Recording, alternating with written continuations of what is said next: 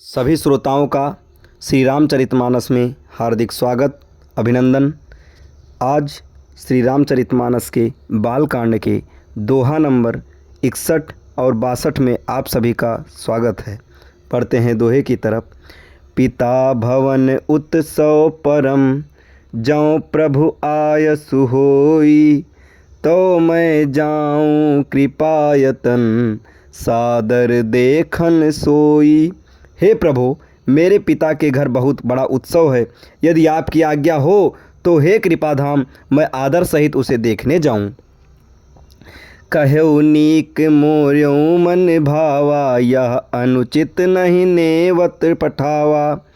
दक्ष सकल निज सुता बोलाई, हमरे बैर तुमऊ बिसराई। शिव जी ने कहा, तुमने बात तो अच्छी ये कही, या मेरे मन को भी पसंद आई, पर उन्होंने न्योता नहीं भेजा, ये अनुचित है। दक्ष ने अपनी सब लड़कियों को बुलवाया है, किंतु हमारे बैर के कारण उन्होंने तुमको भी नहीं बुलाया।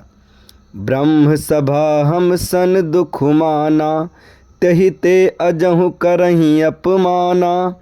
जौ बिनु बोले जाहु भवानी, रहई न सीलु सनेहु न कानी। एक बार ब्रह्मा की सभा में हमसे अप्रसन्न हो गए थे, उसी से वे अब भी हमारा अपमान करते हैं। हे भवानी, जो तुम बिना बुलाए जाओगी तो न सील स्नेह ही रहेगा और न मान मर्यादा ही रहेगी। यद्यपि मित्र प्रभु पितु गुरु गेहा, जाइए बिनु बोले न संदेहा। तदपि विरोध मान जहाँ कोई, तहाँ गए कल्याण न होई। यद्यपि इसमें संदेह नहीं कि मित्र, स्वामी, पिता और गुरु के घर बिना बुलाए भी जाना चाहिए, तो भी जहाँ कोई विरोध मानता हो उसके घर जाने से कल्याण नहीं होता। भांति अनेक शंभु समझावा, भावी बस न ज्ञान उर आवा। कह प्रभु जाहु जो बिनहि बोलाए, नहीं भली बात हमारे भाए।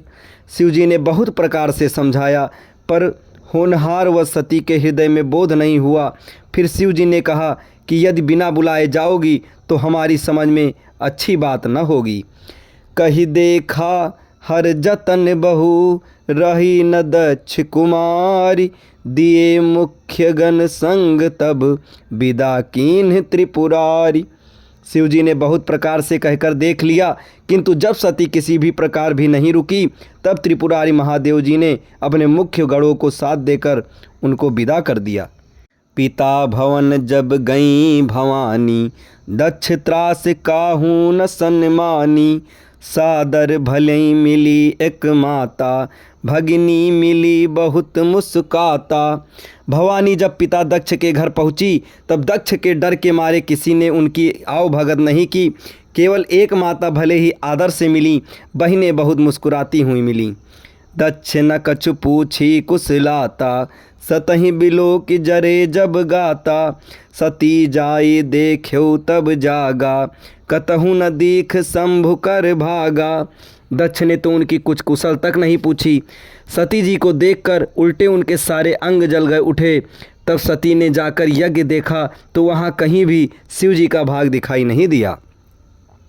तब चित चढ़ेऊ जो शंकर कहेऊ, प्रभु अपमान समुझि उर दहेऊ।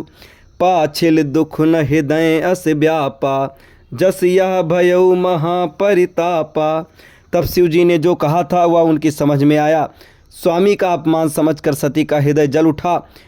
पिछला पति परित्याग का दुख उनके हृदय में उतना नहीं व्यापा था जितना महान दुख इस समय पति अपमान के कारण हुआ। यद्यपि जग दारुण दुख नाना, सब ते कठिन जाति अवमाना।